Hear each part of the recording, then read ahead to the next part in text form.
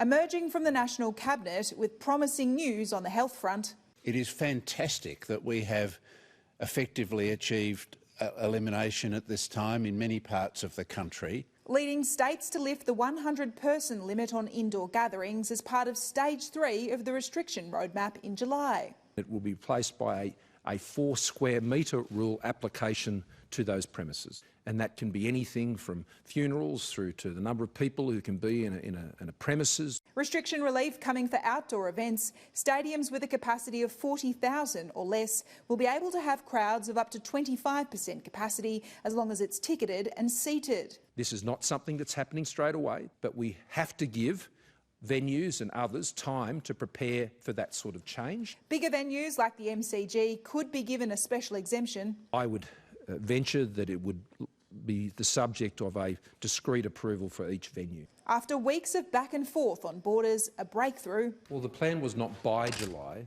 the plan was in July, and I think the only state or territory that is unlikely to fall out of that is still possibly Western Australia. I'm not going to set a date today, and I've said consistently that we would look at this in early July. South Australia revealing lift interstate borders on the 20th of July. Queensland also expected to open in early July.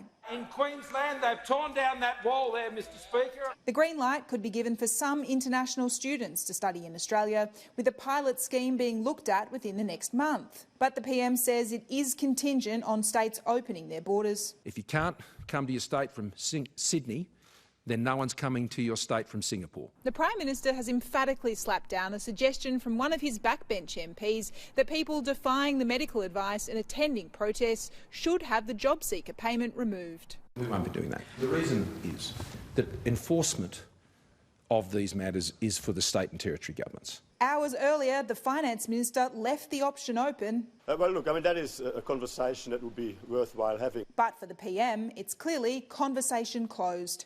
Trudy McIntosh, Sky News, Canberra.